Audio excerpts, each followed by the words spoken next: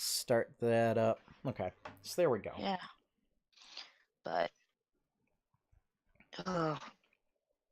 yeah, I think my work schedule and internship schedule and everything is going to kill me. Yep. Unless I somehow figure out how to prioritize and how to, like, move stuff around. Prioritizing is very important. Yes. And it might just be because I'm just getting back from being really sick. Yeah. Like, I mean, that's what also going to be a factor. Yeah, that's what I'm thinking. Because, like, today I was falling asleep driving back to Pittsfield from North County, where I went to internship, because I go, like, Wednesdays as a split day Yeah. between North Adams and Pittsfield. And I was falling asleep. So instead of going to my seminar, I said, nope, I'm not safe now. I'm not going to be safe in 2 hours. And came home and went to bed instead. Because it was a matter of, if I have to drive, I'm not going to be safe. So, yeah. Safety first. Sorry, I'm still moving boxes around. Nah, you're fine. Yeah. There we go. That's better. Yay. So yeah, I've been playing lots of Path of Exile. Gross. Courtney, do you know Seth Brown? You familiar with the him? name sounds familiar. Okay, he's a buddy of mine from Williams. And he was playing for a lot longer than I was. I kept falling in and out of playing it or whatever, and he played for a lot longer. And so he saw that I was playing the other day, and he just like dropped like a whole set of unique leveling gear for me, and I was just like, great. Wow. And then I installed a loot filter. A loot filter? Yeah, so apparently, it's like Diablo, that style of game. Okay. So like there are times when just tons of loot just drops and just fills up the screen. So what a loot filter does is it uses some kind of AI logic along with some UI customizations to basically hide garbage gear so that you only pick up stuff that's worth picking up. Oh, Yeah. okay. So it's like, instead of wasting spots in your inventory and collecting stuff to have to like get rid of it later, it just says, nope, you pretend it's not there. That's part of it. The other part is to prevent you from accidentally picking up garbage stuff. Yeah. So. But yeah. Interesting. Yeah. Yeah. That was really cool of him to give you all that loot, though. Yeah, I mean, it was stuff that he wasn't going to use. Yeah. So yeah. And I re-downloaded Pillars of Eternity. I figure if my save data didn't transfer over from the old computer, I'll just start over and play again and try and do different stuff this time. Deadfire or the first one? Deadfire. Oh. And if it did carry over, I would have to buy the first one. Oh. I don't have the first one. I re-downloaded 2. Because I haven't played the expansion. Yeah, I've not played the DLC. But yeah. Jesus, Pillars of Eternity is still $30. Game came out in 2015. Yeah. 2015.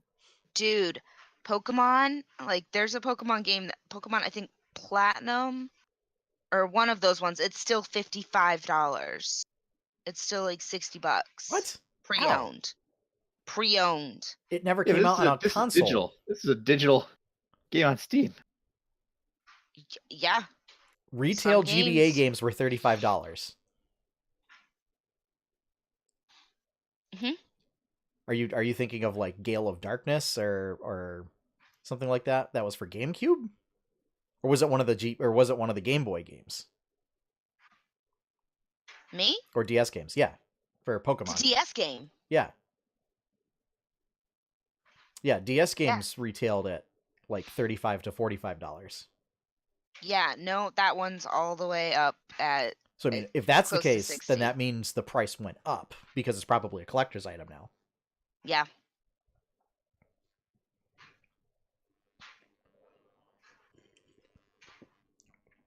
I play a lot of Final Fantasy 14. Yeah. It's good.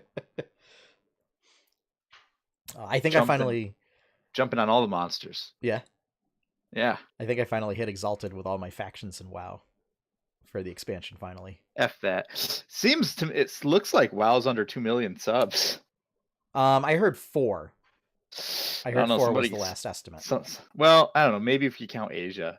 Some guy was being generous, and I don't know what he was using, but there's some website that gave an indicator of how many characters were on servers. And that's characters, not subs. So you have that's totally lowballing it. No, that's highballing it because each person has more than one character, probably. Right? Yeah, what I'm saying is the last estimate that I heard was 4 million subs. Oh, I think it is. So if you're saying that it's under 2 million characters, yes, like that was between EU and NA combined. Yeah, so then you're. And I don't know how accurate whatever the data was. I was gonna say because I have 11 characters on Duratan, right, and then 6 characters on other servers. I would believe they're under 2 million right now. Nah. I would. I think a lot of people jumped ship, and I don't think a lot of people are playing to begin with anymore. It's not like it was back in the day. I think all the naysaying's overblown. Like, I think it's people are just mad at Blizzard right now, in which I mean, we kind of got into it last week with the. Did we get into it with the CFO? No. Okay, basically, Activision Blizzard's CFO got let go, got fired, left, or whatever, picked up by Netflix. They just signed up a new one and gave them like a $14 million signing bonus. So like in regard to all the other things, people are just mad at Blizzard right now. Right. That money's not coming from WoW though, I don't think. I don't know. I'm sure you could look up their reports. I'm sure it's public. Yeah. But I don't know. I just know a lot of WoW personalities are not happy, and I think they have a lot of influence over the player base. Like WoW streamers and YouTubers and stuff. I don't know. See, I don't think WoW's that popular for streaming anyway. It's not. There's only a couple people. Yeah. But I think those people have a pretty big influence over. I mean, Asmongold gets like 20,000 viewers on his streams. Yeah, he does weird stuff though. I don't like him. But I'm just saying, like, he has a lot of influence over the WoW player base. I think he quit too. I don't know. I quit before him. I'm a hipster in that regard. So, well, I didn't even quit over the game. I was just mad I couldn't get items to drop that I wanted. Yeah. That was it. Yeah. I was happy enough with the game, whatever. I mean, for what I did, play it casually anyway. I don't think it's anything to do with the expansion. I think it's just because the game's so old and because of how our pop culture is these days, is people get bored with stuff more quickly. Like the lifespan of interest in something is dramatically shortened. So MMOs period are not super popular anymore. They had their time. They had their time in the right before like 2010 that. Yeah. And then it was MOBAs, and then it was. Well, whatever. I still think it's Battle Royale. I was just saying now it's Battle Royale. It is. Again, with just my pulse on the students, Fortnite doesn't seem as big as it was 4, 5, 6 months ago.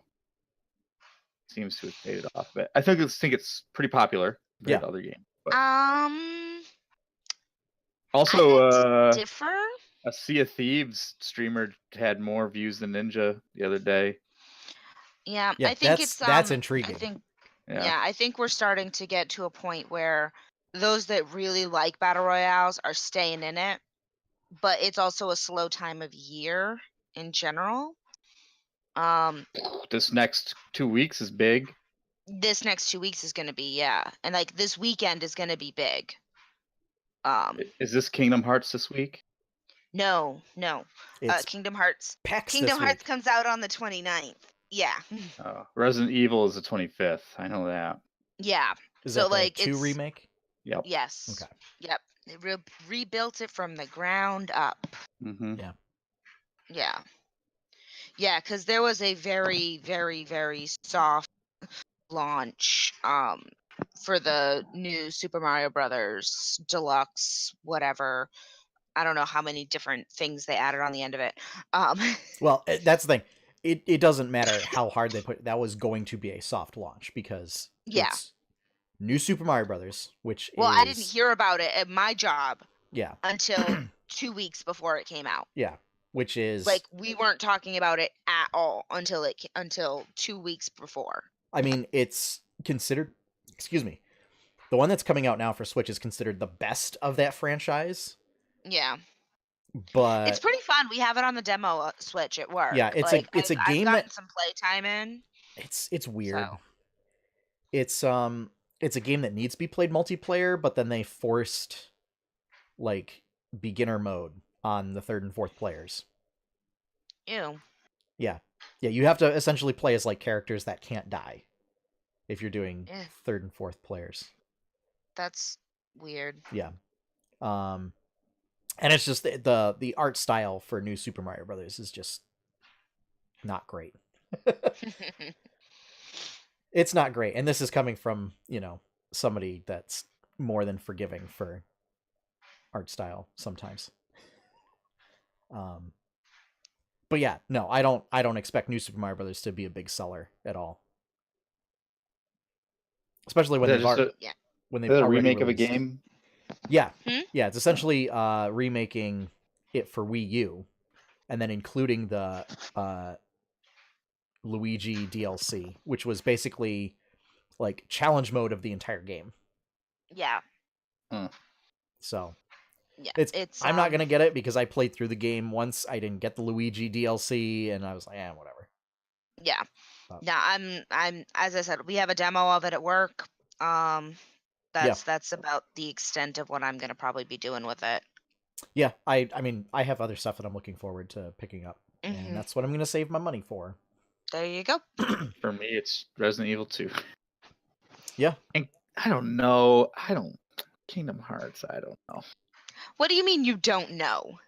Like, what is there to question here? It just looks so corny. What is there to question here about Kingdom Hearts in all of its beautiful glory? It's just we've waited 13 years for this. I was done waiting after like 3. Josh is still waiting for them to finish the next Final Fantasy game. Yeah, I want Final Fantasy VII Remake. Do you know what I was just doing this evening? I'm looking at mods for Final Fantasy on Steam to like upgrade graphics and textures and stuff because I kind of really want to. I never beat Final Fantasy VIII. Yeah, I got right close to the end. I just never beat it. And I kind of want to replay it again. Yeah.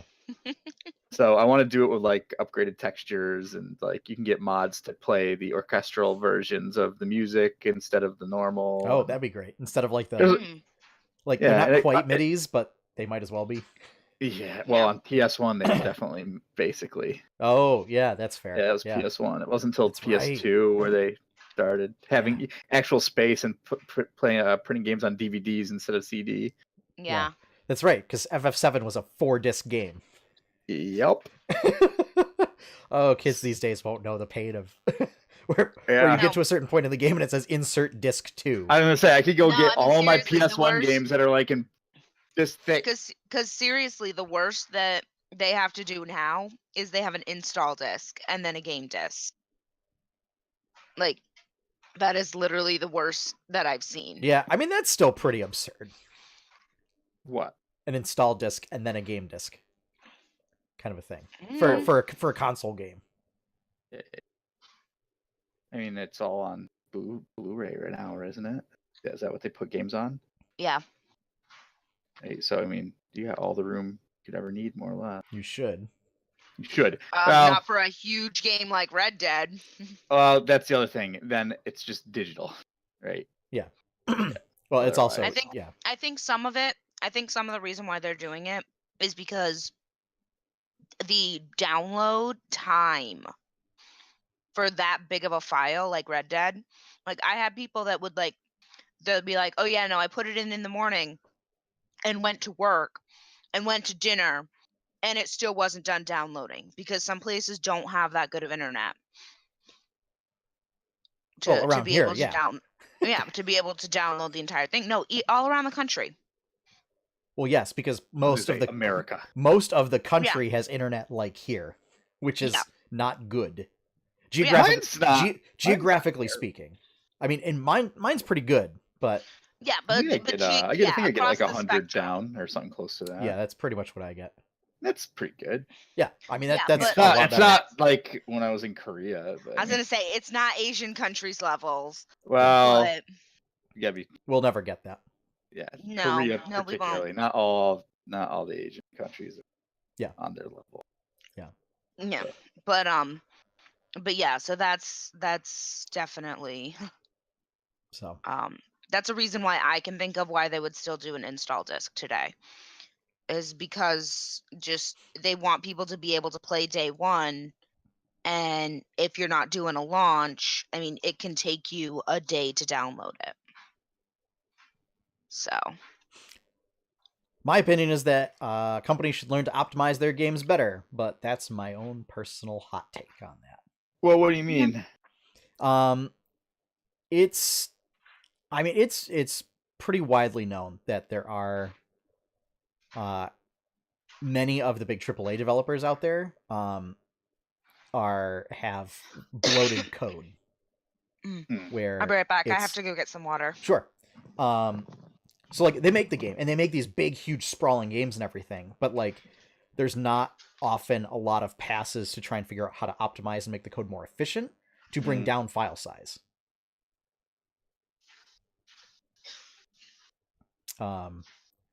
There's no money in it. That's just extra.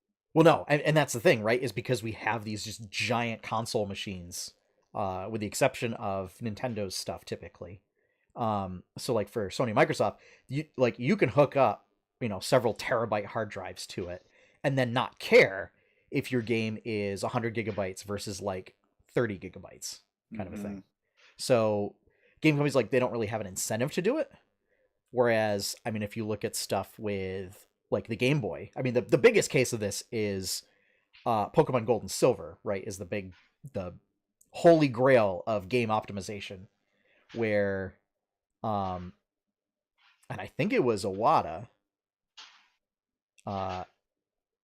and I will definitely stand corrected if this is wrong, but I believe it was Iwata managed to figure out some way of some new method for optimizing the code such that they were able to basically put 2 games onto 1 cartridge. Because you had to fit basically the entirety of Red and Blue plus the entirety of Gold and Silver onto the same game cartridge. And I don't know, he did some magical method that I don't know because I'm not good at programming. But well, I think like even smaller games, But there's ways to make them fit, because like we're starting to get like collections that are all on one disc. Like the biggest one I can think of at this exact moment in time, just off the top of my head, the Lego Harry Potter collection. Well, like that was 2 games and they combined it into one. It's not huge.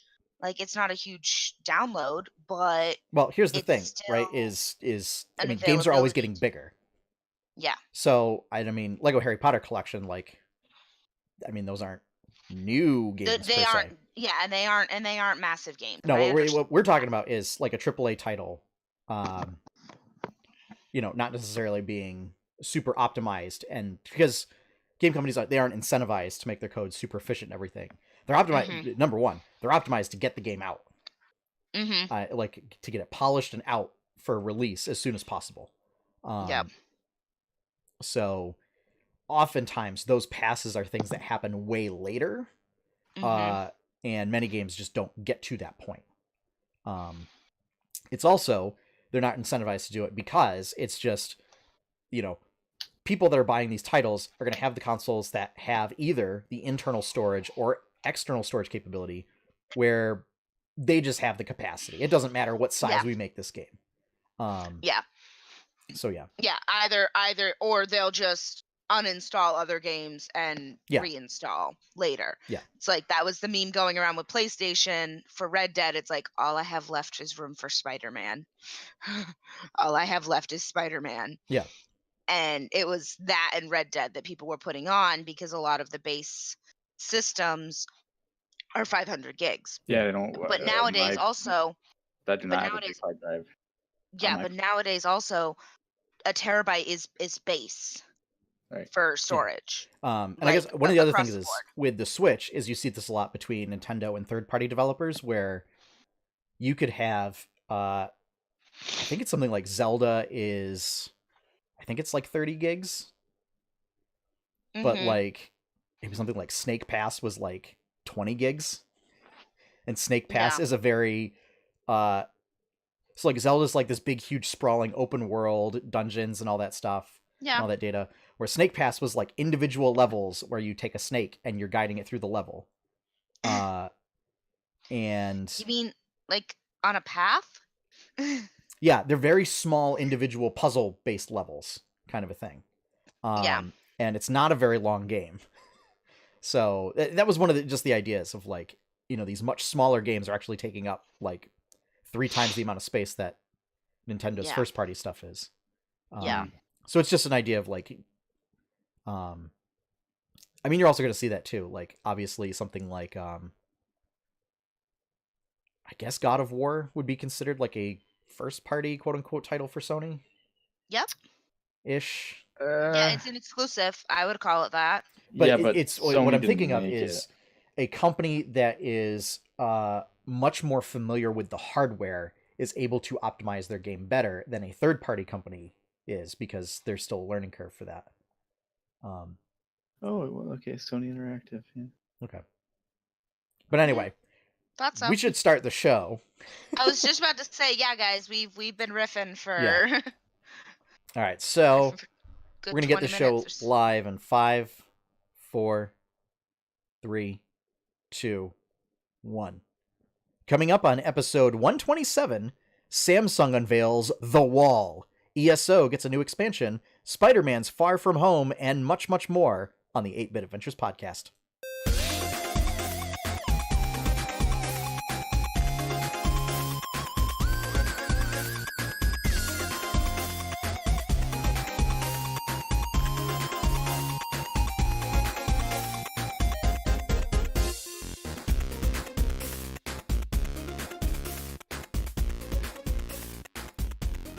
Hello, everyone, and welcome back to another episode of the 8-Bit Adventures podcast, bringing you the latest and greatest geeky news of the past week. This is the week of January 16th, 2019, and we're here live.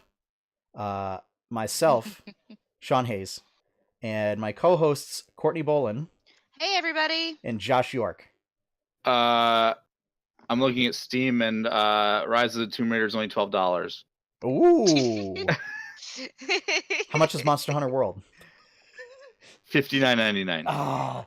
I can't believe it was half price for like a month and a half straight, and I kept looking at it and I was like, no, I'm just starting to play, Monster Hunter on Switch. I shouldn't get it. It's money and everything. And then I was like, maybe I'll go to GameStop and use my GameStop gift card to get a Steam gift card. Yeah, you totally could have. And then I was like, I'll just buy it. And then when I went to look at it, it was back to full price. I was like, no, why? That's what you get when you hesitate. Yeah, it's fine. It's fine. That's what you get when you the Switch Monster Hunter has so much content in it that, yeah.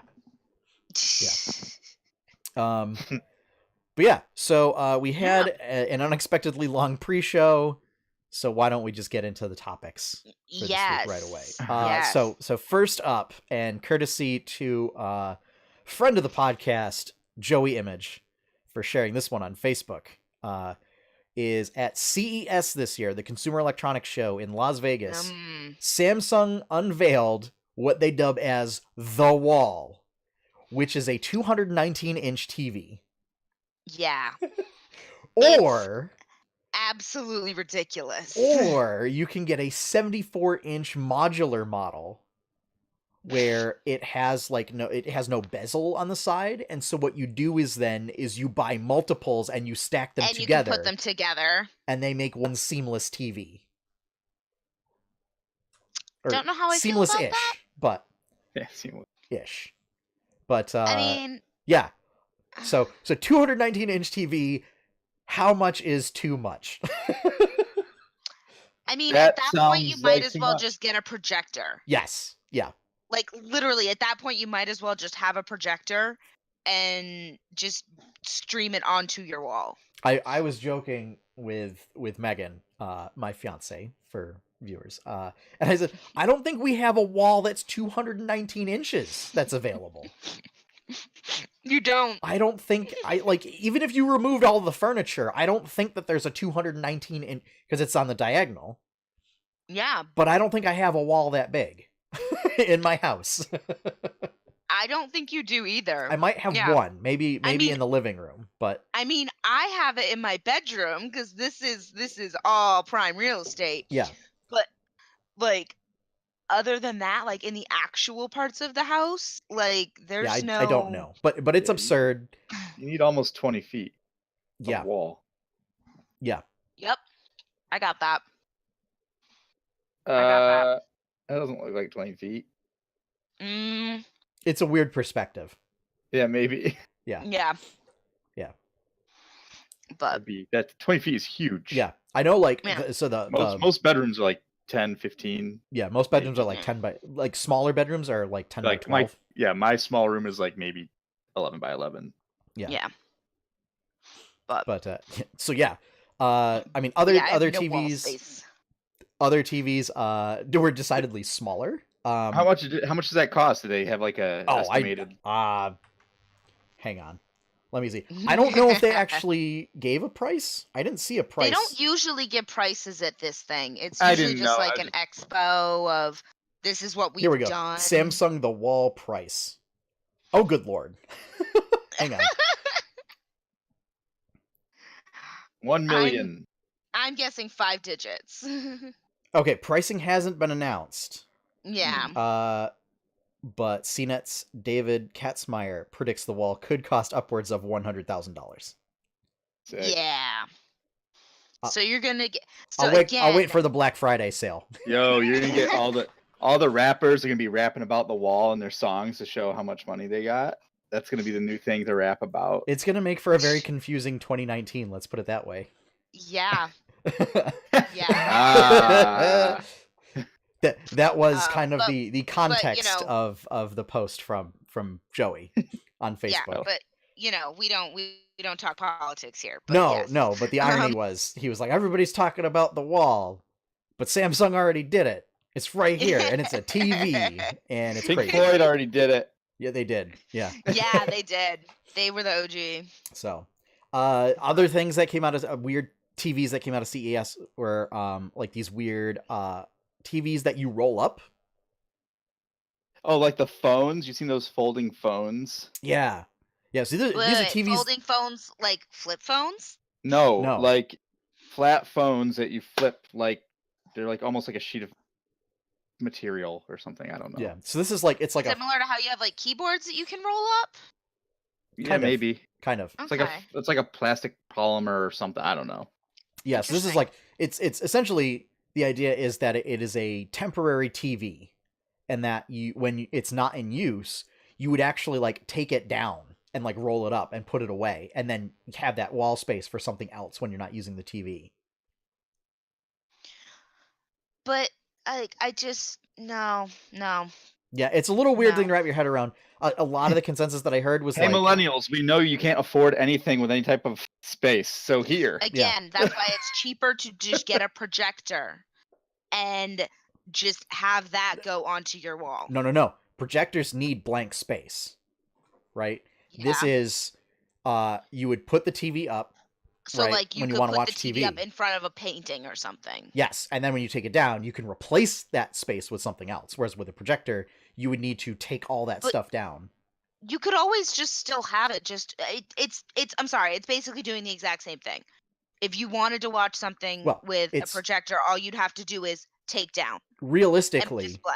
well, because also projectors typically need like a whole wall in order to Yeah. work. Whereas, these are like regular sized televisions. The thing is, like, at least with US culture, is Yeah. most people are just gonna say, well, I don't mind just having a TV even if it's turned off, right? Yeah. Like, it's furniture, Yeah.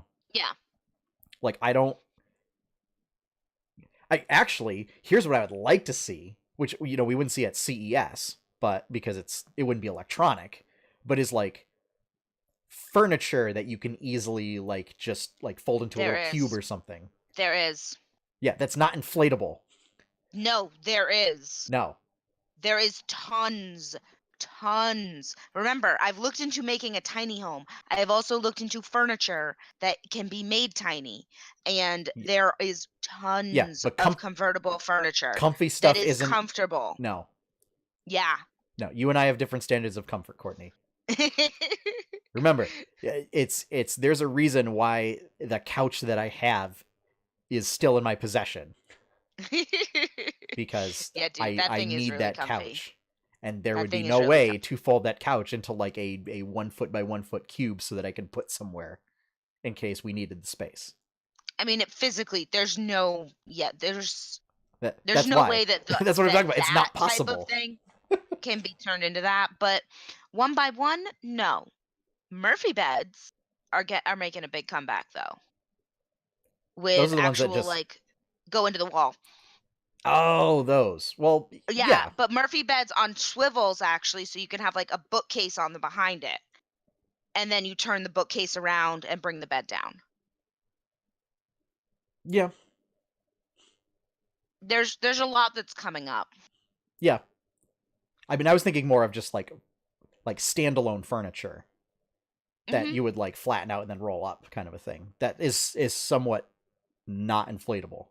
I just we were putting stuff on the wedding registry, and there was inflatable furniture for sale on Amazon, and we both, because we were looking at like sofas, and there was an inflatable sectional up there, and that was just ridiculous. It was like $20. An inflatable sectional. I may still get it for Megan for her birthday. As a joke. But so yeah, moving on from CES, Bungie has announced that it's going to purchase publishing rights for Destiny from Activision to then self-publish. They want to get away from that Activision Blizzard Pretty much. ship that's on fire. I can't blame them. They want to get rid of that dumpster fire. Also, away from that dumpster fire. Considering what I've heard was that in order to meet like release dates and stuff, that they basically rushed all that content out, and that's why it seemed half-baked and very lacking. At least this way, then they would have more leeway in their publishing dates, so that like they could say without any contractual repercussions, like, yeah, we need to push this back, and then they wouldn't really get any pushback from a publisher, which is always the advantage to self-publishing. The disadvantage, of course, is then you're kind of on your own. Yeah. So, but yeah, I think it comes at a at an interesting time.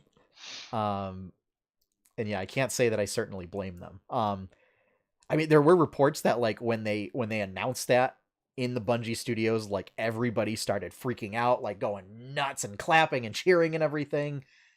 So it sounds like everybody's very excited to have these projects on their own terms. Well, having that independence can be really good. Yeah. But I have heard the argument that like that at the end of the day, Bungie still made those games and their success or failure still lies with Bungie and everything. But I mean, if you have a publisher that sets deadlines, you still have to meet those deadlines. Like if you don't meet those deadlines, now suddenly you're faced with all sorts of penalties and contractual stuff. So Yeah. Like you could be sued for breach of contract. potentially, depending on the nature of the contract. Yeah. Specifically for this example, specifically. Yeah. But yeah. So we'll see. It could be a gamble, but I certainly hope that this pays off for Bungie. It's a gamble, Cotton, but we'll see if it pays off. My question is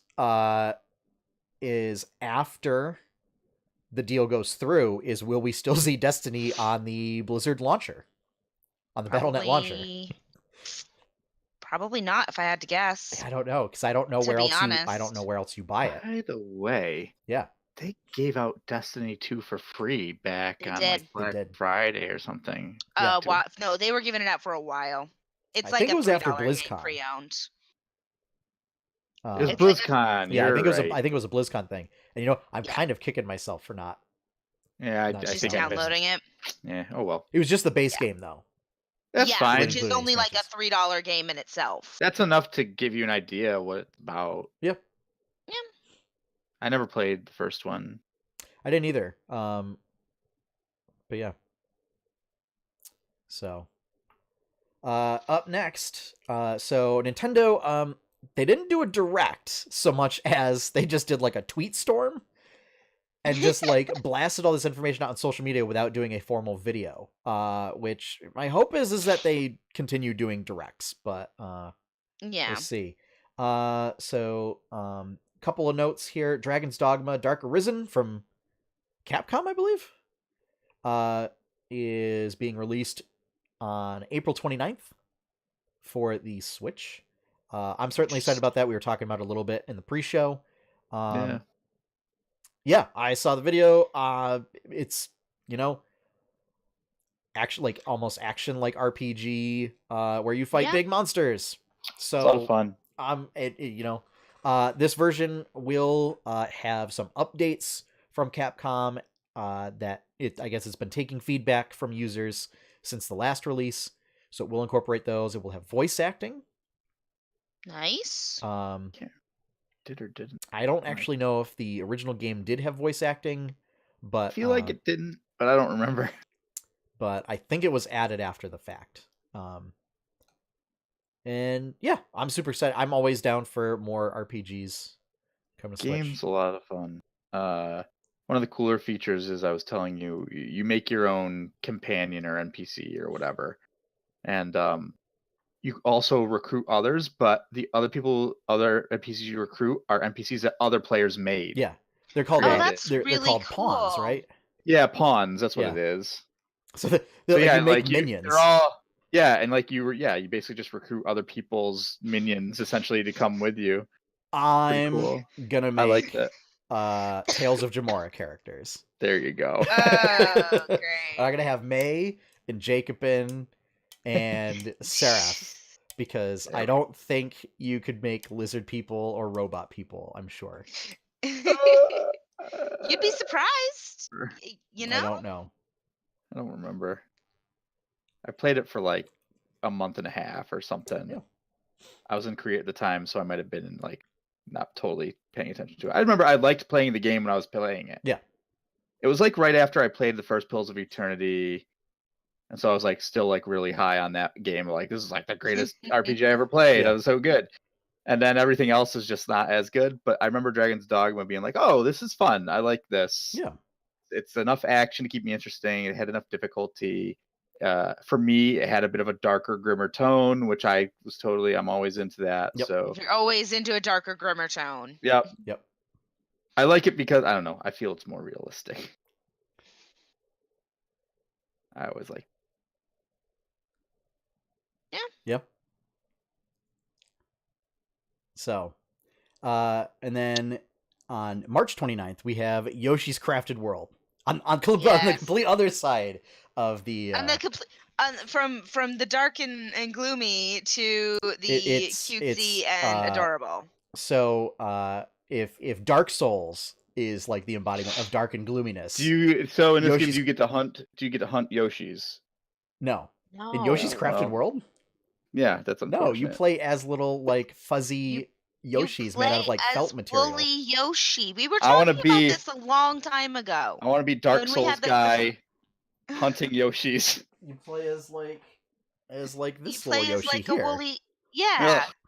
Ugh. Yes. Yeah. It's a game Because like we were talking about this when they Makes first me want to puke. were announcing about it. Like, and we didn't really know any other details, but yeah, no, it's gonna be adorable, is what it's gonna be. It's gonna be cute and adorable. So yeah, I mean, I never picked up Woolly World.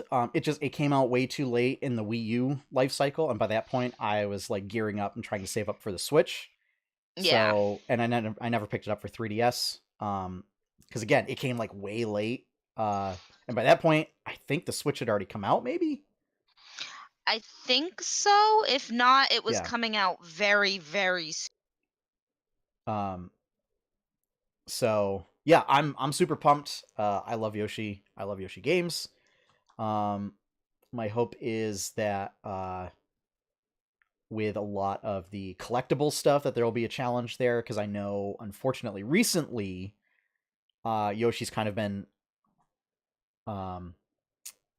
lumped in with Kirby and kind of put on the lower end of the difficulty scale and kind of geared more to a younger audience. Yeah, I mean, Nintendo definitely pays attention to who is playing their games. Well, So it was the thing where, like back in the Super NES era, Yoshi's Island came out, and it was like one of the most difficult platformers. And it was like really good. And it was a challenging platform. So, you went from that to Yoshi's Story on the N64, which was an incredibly easy game. Oh, okay. Yeah. And that point is where the tone shifted for Yoshi. Yeah. So, also, in a bit of weird news, so there was an interview with the Nintendo president who said that it's possible that Nintendo might not make consoles in the future. And it was kind of a vague enough statement that people are taking their own interpretations from it. I think the hedging your bets kind of a thing is like, as far as what he could have meant was, if the industry kind of moves away from just like dedicated consoles and moves toward like an entirely streaming environment. Okay. Or whether they're talking about like, because the Switch is so popular, they're going to stick with that format, which is not technically a console, but like a console hybrid or something. It's a beautiful, beautiful thing is what it is. There are people taking it and saying that like, oh, this is proof that Nintendo's going to stop making consoles and become third party. No. But so yeah, but not really any clarification. I think stationary consoles, because like when I think of Switch, like it's an odd hybrid, but like I definitely think of it as something different from like an Xbox or a PlayStation, because again, like I can just take this to work. So yeah, and it's a lot easier. I certainly think they, considering that game streaming is already a thing in Japan, is that maybe they might be thinking of that. They've been trying to do that since like the Sega Genesis. They've been trying to do like streaming games. You can stream Assassin's Creed Odyssey and Resident Evil 7 to Switch in Japan only. Really? Yes. It's weird. We actually talked about it on the show. Oh, I don't remember. Yeah. It's weird. And like, because Resident Evil 7 isn't necessarily a game that can run natively on Switch. Sorry, so we have a question in the chat that you can do streaming with a PS Vita, so what makes Switch better? It's not really a question of whether it's better or not. It's just, is it where the industry at large is going to end up? Well, and I think one of the big things is a Vita still requires you to have a regular PlayStation. No. Oh no, that was the PSP that did a No, lot of that. PSP was also But its own thing. But still, but for a lot of those titles, you have to have an actual PlayStation, and the Vita to be able to play a lot of those other games, in that portable format.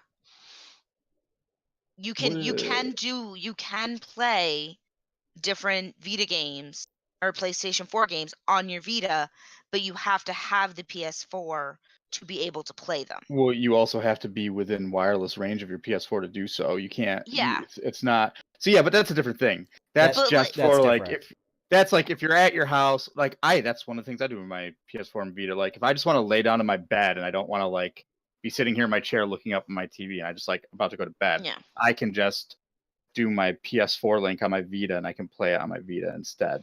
I mean, Yeah. it's not, the resolution's not as good and it's a little weird with the buttons and whatnot, but I mean, it's fine for most simple games. Yeah. What we're talking about is essentially like Netflix, like Netflix. I didn't quite understand the comparison, I guess. Yeah, I'm not really sure either, but it was a question that came up and I thought we would address it. Yeah. What we're talking about is essentially like there are some games which are streamed to your device, a la like Netflix, where you do not actually download the game to your machine.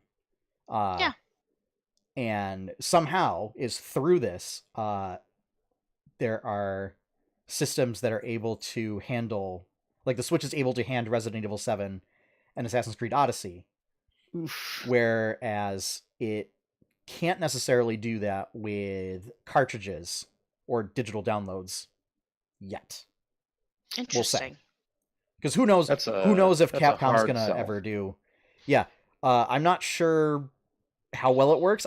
It's not a thing that it would work well in the United States. Oh, yeah, no, like we were talking about earlier. Our internet would not allow for it. We don't have the infrastructure for it. So I don't know how much stock I would put into this whole, as opposed to it just being like, yeah, maybe someday we might not make consoles because maybe someday nobody's making consoles.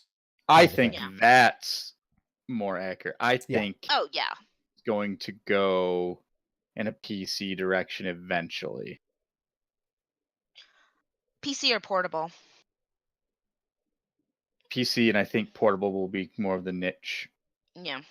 I could see Nintendo sticking with sort of at least either this hybrid portable format, and then Sony coming out with a PC. Essentially, Sony ending up pushing basically gaming PCs. I think consoles are going to eventually essentially be PCs. I think you're going to be able to upgrade and parts are going to be interchangeable. This whole idea, like, why there's almost no point in having a console. There's a few games that you're only going to get on console. So yes, I think people of my age are just used to having a console. So I think that's part of it for me. Just the idea of having a console is like, yeah, I should. Yeah. But you can play almost any game on PC for the most part, with obviously a few exceptions. And with the exception of exclusives, there's just so much work you do. The games look better. The games can be bigger. They can look better. It's just everything about a PC overall is superior. And you can still use a gaming controller.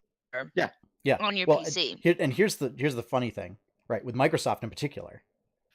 I use an Xbox controller on my PC because it's plug and play. Because Microsoft owns Xbox, so it's Microsoft easy to port everything uses over. Windows 10 for both, for both PCs and for the Xbox One. Yep. Right. Same games are available. So Microsoft games are available for either because they're available through the Xbox online store. Live. Or Xbox Live. I have Xbox Live on my PC. Yeah. I don't know why. but yeah, so Microsoft is already kind of blending the ecosystem. So I could see them maybe in maybe in a cycle between like 2 or 3 cycles maybe. Yeah. Instead going back and releasing their own hardware that is like essentially an Xbox brand of PCs. Yeah. Maybe. Or something like that. Yeah. Well, because here's the other thing: a PS4 and an Xbox are essentially the same exact thing. They have essentially the same exact amount of power. Yeah, the They have difference is your OS features, which is all Yeah. software, Actually, yeah, the- Yeah. any differences in performance is negligible. pretty much. You're not going to notice it. Like just looking at your screen or looking at a game, like Yeah. side by side, you're almost not going to see a difference. unless you know exactly what you're looking for, and you're like looking to nitpick. There's no difference. That's if you're standing still in the game and just looking at a still screen. If you're Yeah. playing in the game and in the middle of something, you're not noticing No. any of that. Exactly. So Yeah, with the exception of, as you said, the exclusives, like the console exclusives, there is no difference between those. There's no difference. So I think he's just saying, I think he's just implying that 10, 15 years down the line, Yeah. consoles Yeah. probably likely aren't going to be a thing like they are now. I will also note that Nintendo's president was a marketing guy, so he's probably just giving a very safe, like, kind of ambiguous message. Okay. Yeah, Kind of a thing. that That that could be as as well. Yeah, well. he also came from marketing. So Isn't that funny when it's like we understand where that's coming from, and then it's like, oh yeah, no, it could also just be this. yeah, it makes sense. Yeah. All right. So next up, Yes. we'll save the big one for last. So we'll skip to Carmen Sandiego. Yeah. It's coming next week to Netflix. New animated series, featuring voice talent from one Liam O'Brien. What? Ooh. As one of the So- main villains, it looks like. Do we Yes. have a release date? Is it before or after podcast next week? I believe it's 3 days from now. 3 days If- from now. if Twitter we was to will be- have a If we Twitter will was have to a be review believed. of that next week. Yeah. Courtney will binge that. Because I'm finally feeling well enough to binge, as our listeners know and watchers know that I can binge. Oh, like, oh, I didn't realize. I didn't read the next week part. Jeez. Wow. Yeah. Okay. Let You know me- what? Yeah. I have to give the old Carmen Sandiego show a lot of credit Oh, yeah. to my education as a young child, because I think a lot of this is a question I ask myself a lot because I'm in education is and this is empirical, but I feel like kids who are in sixth grade don't know as much as I did when I was in sixth grade, or kids in my class when I just felt like we knew more in general about like geography and I think certain some of it things. I think some of it comes down to honestly our smartphone culture, because if we don't know something, if we're hanging out, like, and Right, we right. don't know something, we Well- bring up Wikipedia and it's right there. Point So being, we don't have though- to obtain the knowledge. Well, I still don't, because I don't necessarily agree with that, because I think it has to stick somehow, because I was thinking about how did I know all these things? How did I know all this geography and stuff when I was a kid? And it was Mhm. like watching TV shows like that. Even I watched a lot of The Simpsons when I was a kid, and there's a lot of pretty smart jokes and a lot of Yeah, there are. references Yeah. in Mhm. those shows from the 90s that as a kid I was absorbing that. So Yeah. I think shows like Carmen Sandiego and a lot of things I experienced in my youth are I'm a glad it's credit coming to- back. So I'm I glad kind of it's coming back. well, it's not that it's a Well, new series. Quote coming Yeah. back. So yeah. Yes. art style very so it's a flat kind of art Mhm. style, almost reminiscent of having. I'm trying to figure out how to describe it, but I Yes, guess I it's see. just a flat, very stylized aesthetic to it, and it looks like very focusing heavily on the caper aspects. I have heard, but I can't confirm, so this might not be the case, that she's often doing like stealing. I've heard that there's potentially stuff where she's going around stealing stuff from museums that like belongs to indigenous cultures to then bring back to them, so like almost like an anti-Indiana Jones. This belongs in a museum. And it's like, well, no, this actually belongs with the people that this is relevant for. Like, it belongs in Mhm. their museum as opposed to our museum. But I don't know. It could be that she's. I think it's more of like that sort of, almost like a Robin Hood kind of style, where it's not just like, oh, I'm going to steal the artwork to make a boatload of money on it. She travels the world as a thief that only steals from other thieves. Okay. According to Polygon.com. Okay. So yeah. there may be some element of that in it. Yeah, as it turns out, she's in crime school. Nice.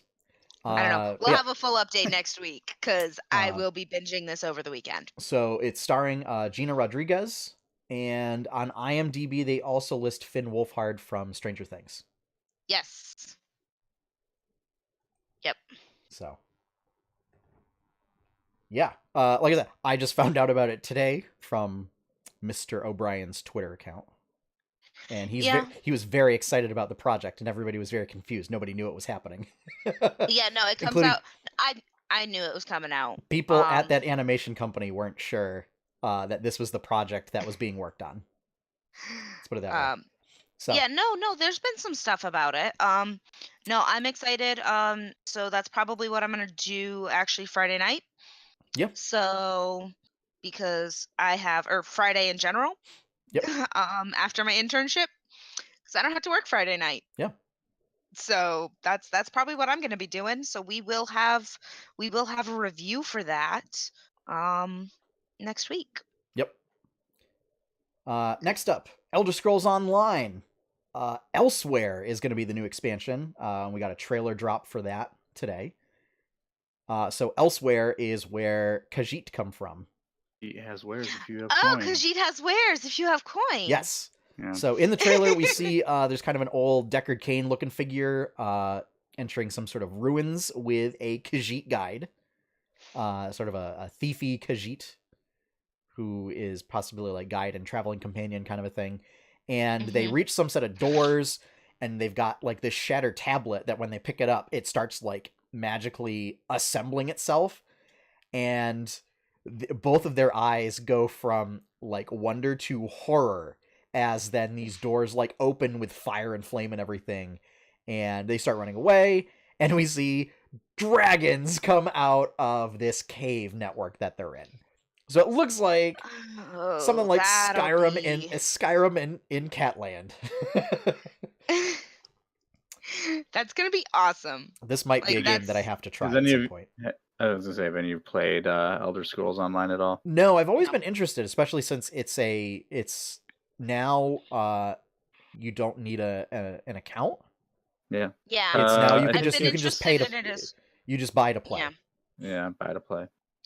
I've been interested in it as well. The only thing is I know it's a game that is not in my play style.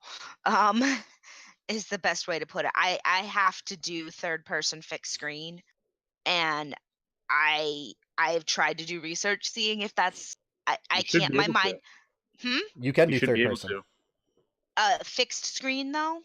I don't know what that means. Where I'm always centered on the screen. That's on you. You control the camera in an MMO. That's the thing. If I don't have a way to toggle fixed screen, like I can't, my brain physically cannot wrap myself around it. Also hard to play MMOs if you can't see around you too. You got to be able to. I understand. Like, I understand that, which is why I'm not usually playing MMOs. Yeah. Because well, I know, like with Warcraft, like you're always in the center of the screen. It's just the camera revolves around you. Yeah, but that's a little bit different. It's yeah. I'm not good at I'd imagine it's probably like that. Yeah. Since that's how most I'm third-person not games good operate. at playing games like that. You know, I am a very much like when I play League of Legends, like I play fixed screen. I am always in the center. Like if I move around on the map, I'll physically move this camera, stuff like that. But I'm not good at moving stuff around. So yeah. There's reasons why I don't play MMOs. Well, I mean, like, have you played like Skyrim or Oblivion? I tried. I tried really hard to play Skyrim for like 3 hours, and it ended up giving me the worst headache I've ever had trying to play that game. It just, unfortunately, something about my brain just can't get around it to be able to play. I also tried for like 3 hours to play Wolfenstein, That didn't work either. Hmm. Okay. I'm just not good at that style game. Because What- I think the camera is pretty similar to Skyrim. Yeah. When does But- this expansion come out? June. Yeah. Oh, But I right, love watching right them. when the new Final Fantasy 14 expansion comes out. They're trying to bump up against my game. What are they trying to do here? Probably exactly that. Yeah, I think. Um, Well, yeah. it's been in development for longer than Mhm. they. I was gonna say trying to get on the everybody abandoning WoW. Yeah. But it would have been it's been in development longer than that, more than a couple months. Yeah. A little bit. Yeah. Also, I don't think you ever talked about it, but yeah, there's a Final Fantasy 14 expansion coming this summer as well. It's called Shadowbringers. It's going to definitely be better than Elder Scrolls, so you should look into it. It's No. going to be pretty rad. There's going to be a class with a gunblade. It's going to be sick. Oh no. Yeah. Oh. In the trailer, they show somebody with a gunblade, and everybody lost their minds. Yep. It's all the Final Fantasy all those I was gonna people say- are I going to was be gonna jumping say- into all Final Fantasy five 14. Final Fantasy 8 fans. Well, no, it's their. What I was going to say was they're going to be jumping into 14 so they can get their squall fixed because it's not coming to Switch in that big blitz of games that are coming out for. Still don't know why they aren't. Of doing the Final that. Fantasy games that are coming sometime this year. Yeah. Sometime this year. X2 and 7. 7, believe. 7, 9, XX2. I think you're getting 12 Zodiac Age as well. Yeah, 12. That's what I was looking at. 12. Zodiac Age. Zodiac Age is really good. I recommend that. I'm so excited about. I'm not gonna lie. My first Final Fantasy was X, and so 10. I like and 10 a I lot. loved it. Fell in love with the characters. I am so excited, and I can finally pre-order them at GameStop, and so I'm going to be doing that probably. What day is tomorrow? Thursday. Yeah, I'm gonna be doing that tomorrow. I don't know. I can't keep my days straight anymore. I work overnights. It's tomorrow's Critical Role day. Yes. That's how I. Tomorrow's. That's how I remember Tomorrow I which day also is which. It's Tomorrow I also get to go to breakfast with Pete. Mondays are art days. Tuesdays are Tuesdays are Tox Machina days. Wednesdays are podcast. Thursdays are Critical Role. And Fridays are either Jemmora days or just general Happy Fridays. And all right. Last bit of news. Spider-Man Far From Home. Okay, how many Spider-Man movies are we gonna get in like this short amount of time? A lot. I mean, because we Yeah. had Well, especially Spider-Man since they Homecoming. have Spider-Man movies that have been very well received, is we're gonna get Yeah. quite a bit. Yeah. Yeah, I'm like, because we've had now Spider-Man Homecoming, Spider-Man's also Into the Spider-Verse. probably the most popular Marvel. Well, so here's the other superhero. thing though. So Spider-Man Into the Spider-Verse is just separate from that Venom. And so this Homecoming and Far From understand, but Home it are is going to be part of still- the same but- thing.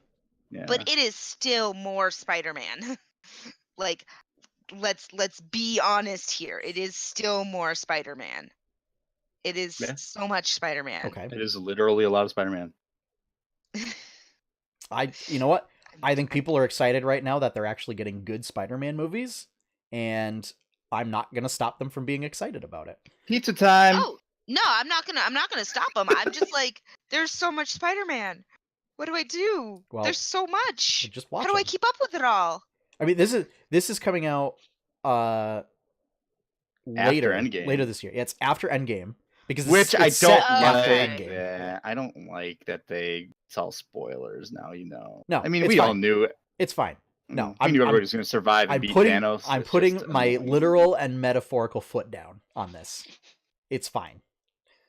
It is. It's just an annoyance to me. I don't care that much because I'm kind of over the whole Marvel MCU deal at this point.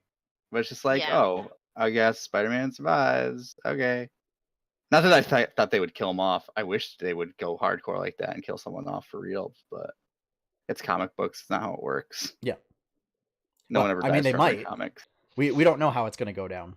What we do know is Well, I did read you don't see Tony Stark in any of those in any of that trailer. yeah, you do. I don't think The so. Endgame trailer?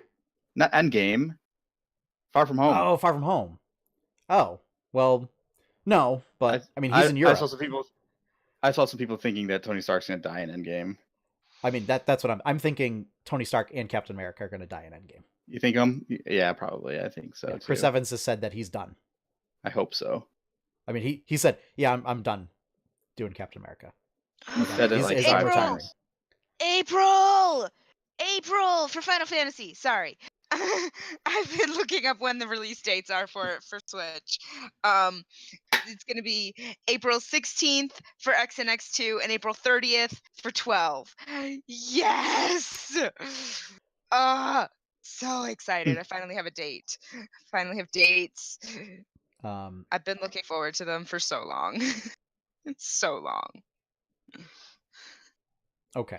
So, sorry. Didn't mean to completely derail that. How dare you? I'm sorry. I was excited. Stream ruined. I'm out. But yeah, so Spider-Man Far From Home, not Spider-Man in space, like everybody thought it was going to be. It's merely Spider-Man in Europe. That'd be just basically like space. And it looks like Sandman and Mysterio.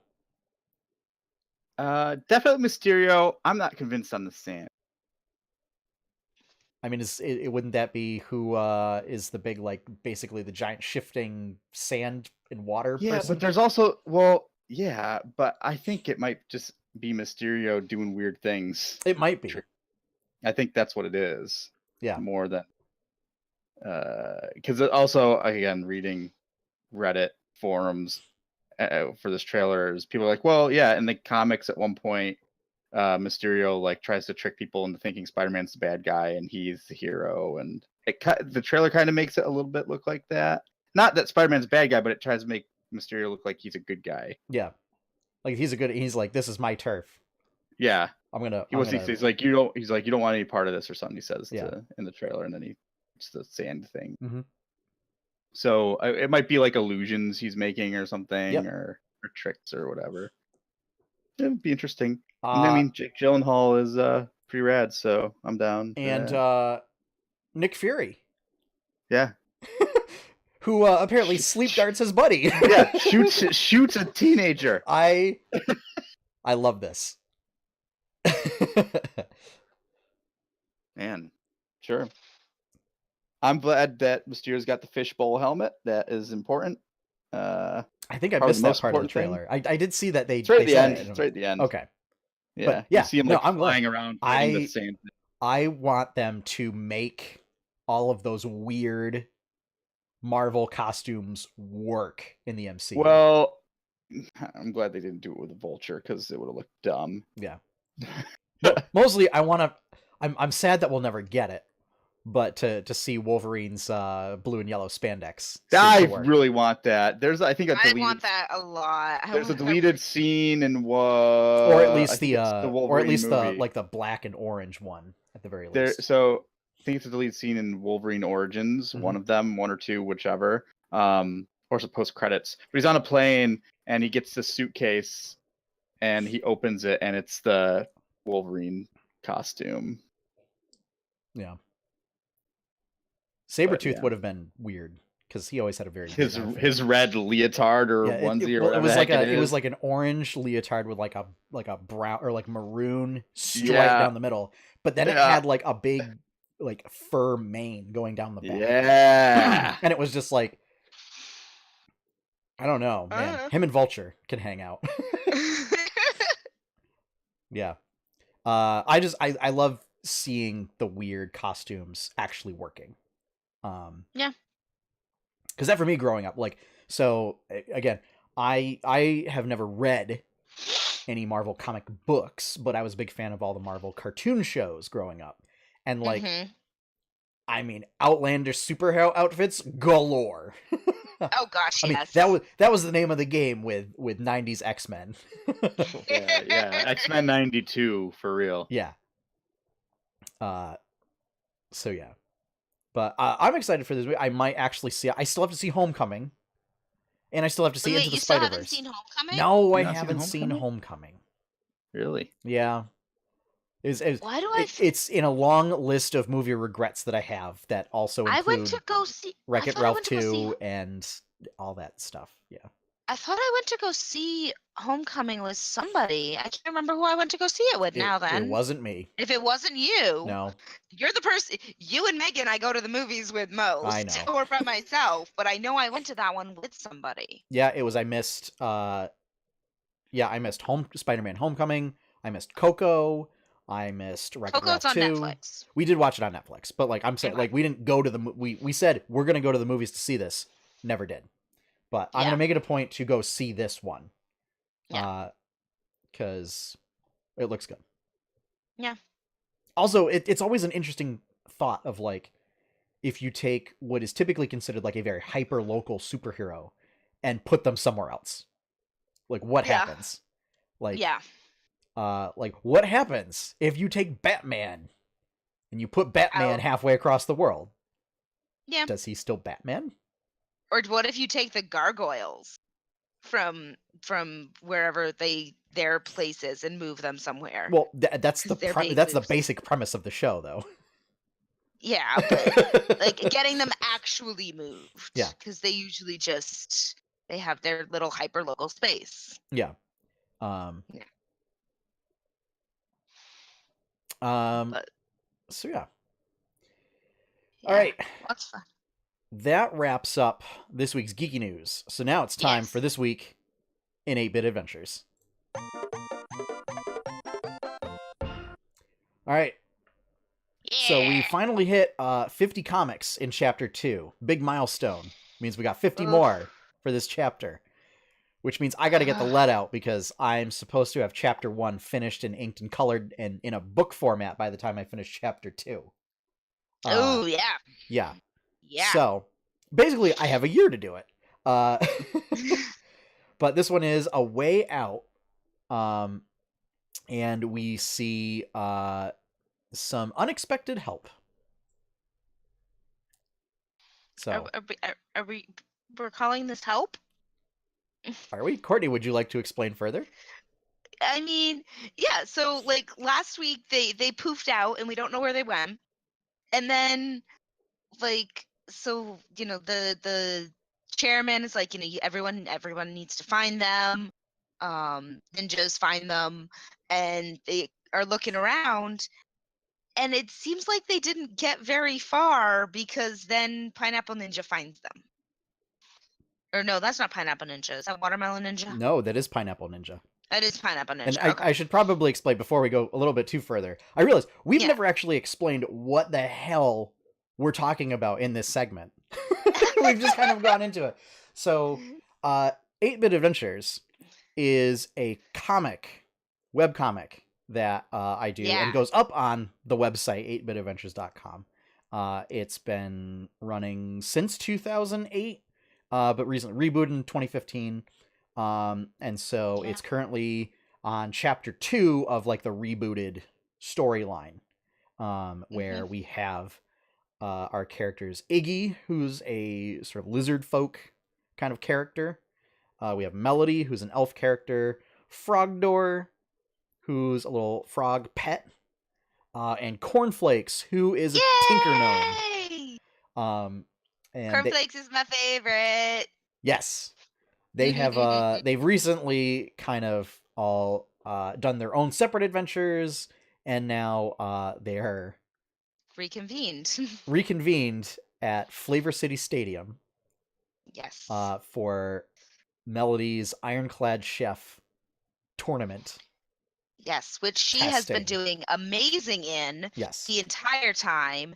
And her parents showed up and they Lord and Lady Star Song, and now they are, in an effort to stall, they are doing a Iron Chef style competition between Melody, Frogdor, Iggy, Frogdor's there too, and Cornflakes versus 99 Fruit Ninjas. Yep. But basically, ninjas revolt after some ungentlemanly behavior from Melody's father. Yes. Because he's kind of spoiled and He's kind of a jerk. I can't say He's kind of a jerk. Yeah. And so basically, our heroes broke off the competition, took off running. They fear Melody's parents that much. And so in this week's comic, we have the chairman sending them off to find them, and Pineapple Ninja, who is everybody's favorite fruit ninja, despite what Josh says.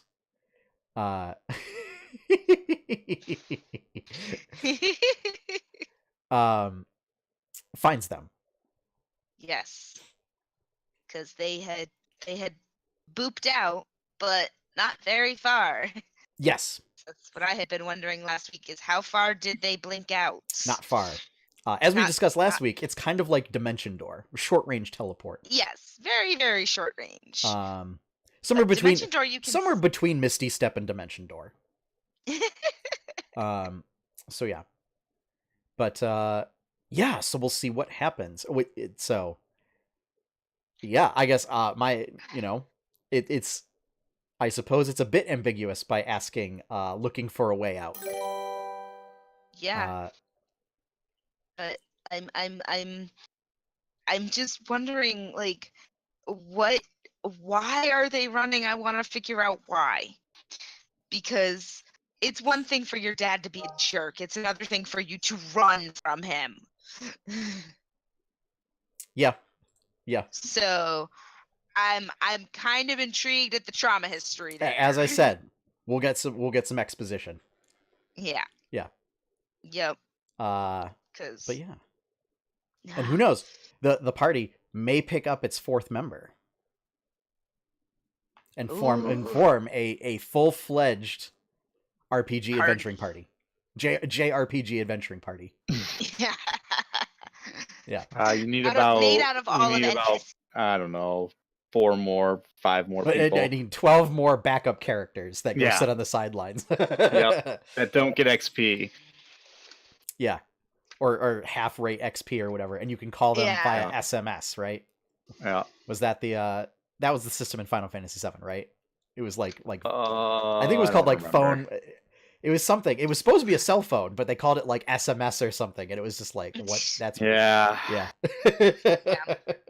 I just like I'll switch. I don't know. I didn't even think of what it was called. I was like, okay, switch sometimes. Yep. Actually, I never switched. I had my set. Yeah. So Cloud Barrett Tifa, fight me if you think Aerith is better. That's pretty much what I had. Sometimes I was like Sid, yeah, just because I like the grumpy old guy. Sometimes. Oh, I also use a Vincent. dragoon, so I also use Vincent. I didn't like his mechanic, but yeah, we digress. Yeah. Anyway, so that's this week. Be sure to tune in. Check out the website on Mondays, where it updates. There will be a new comic on Monday. And we also had an art stream this past week after a long holiday hiatus and sort of a stream reschedule. And I have been making some maps for our Tales of Jemmora show. I loved seeing the maps. So these are some high-res maps made using Inkarnate or Inkarnate. I'm not sure how it's pronounced or meant to be pronounced. But it's basically some browser-based software to make sort of fantasy-style outdoor maps. Those are currently up on the site and up on Instagram and stuff like that. The actual high-res files are available for $5 patrons. Nice. And up. Nice. So that's just a little extra bonus. Very nice, very nice. I think it's $5 and up. So, all right. Yeah. Cool. Now, without further ado, we will get to our final segment, and we will actually get to it this week, guys. Woohoo! What? Well, I'm not sickly. It's time for Quest Log.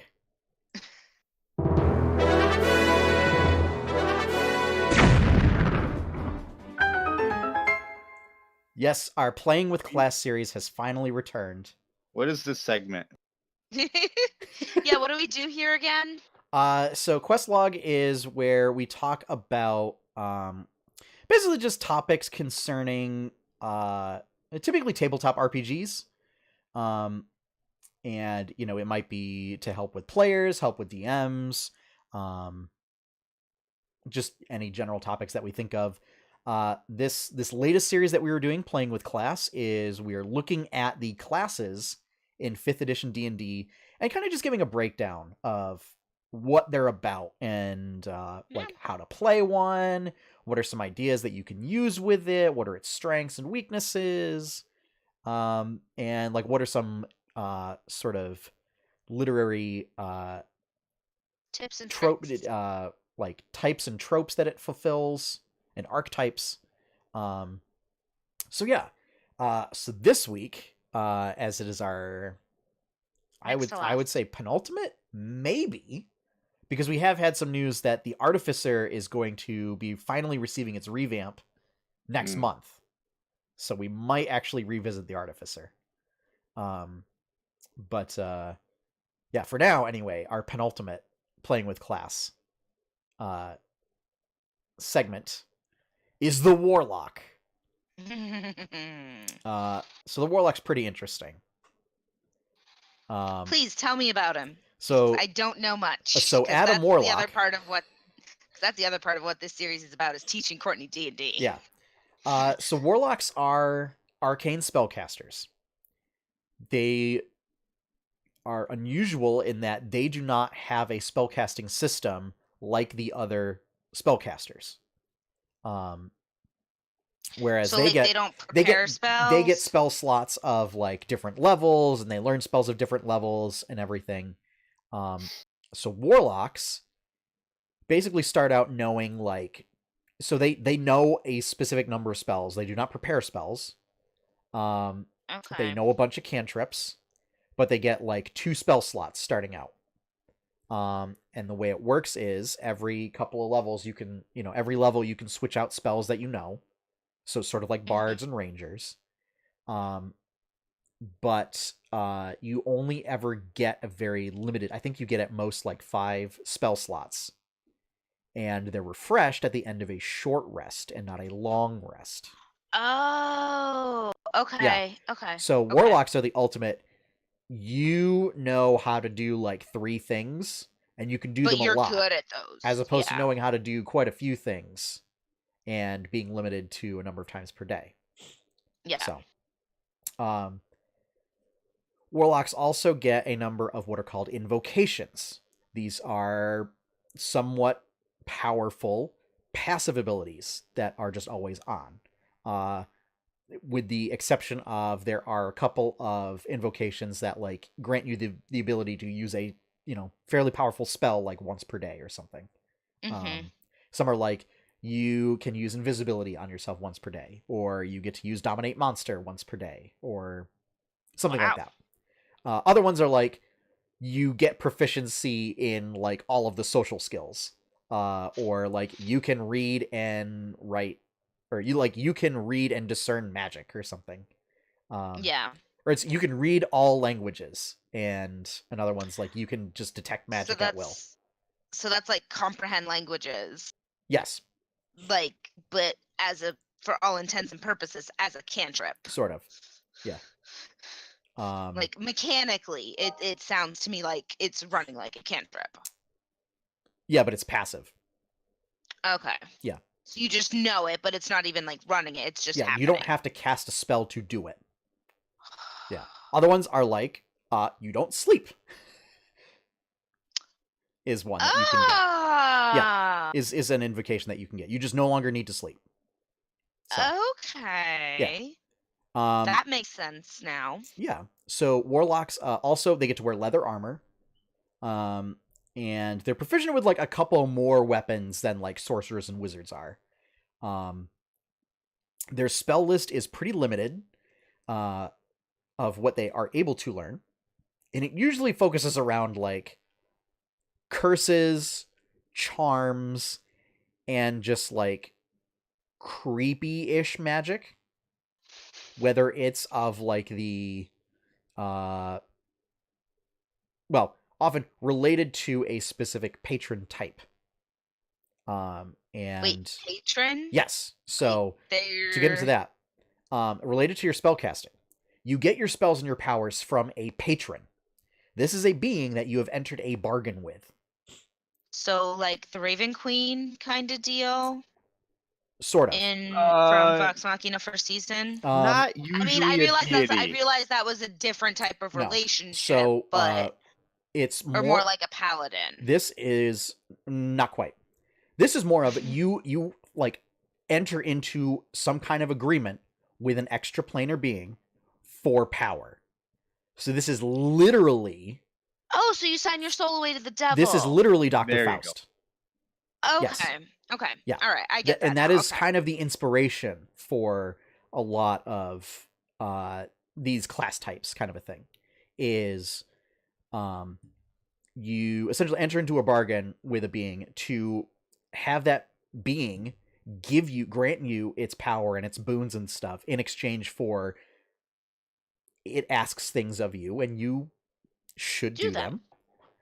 You can certainly go back on your deal, but it never ends well for you. I would imagine that's I would imagine that would not be a good idea. So as far as official, and there are different kinds of patrons, which influence what kind of abilities that you get and gives you additional spells that you learn. So these patrons, the official ones anyway, include Archfey. These are extremely powerful beings of the Feywild. So fairies, like powerful fairy folk, I'll say. Not necessarily like, little Tinkerbell like things, but like the Summer Queen, the Queen of Air and Darkness, the Frost Prince. It could also include powerful satyrs and dryads. Interesting. Yes. So always otherworldly kind of fairy beings. Yeah.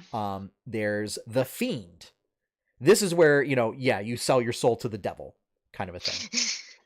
And they give you powers related to like hellfire and brimstone and domination. I think like one of their capstone abilities is you summon a portal to hell and throw your opponent through it. Yeah. Sounds like my kind of deal. And they get thrown. Not gonna lie. And they get thrown through the 9 hells for like 3 turns. No, there's it's if you hit them with a spell, you can if you hit them with a spell once per rest or something. It's like they take fire and psychic damage. Yeah. They take fire damage because they're just on fire, and they take psychic damage because of the trauma. Yeah. Yeah. Because of Pretty the awesome. trauma. Yeah. We also have what are known as the Great Old Ones, which are basically like elder gods and Old Ones? Yes.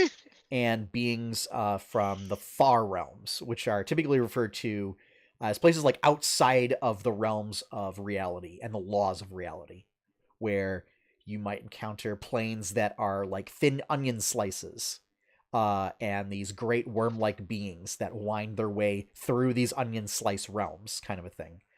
This would also include things like Dagon, Cthulhu. If you're doing a Warcraft game, this would be where you put your Cthulhu, your Yogg-Saron, your the gods that they copied from Cthulhu. Basically. Yeah.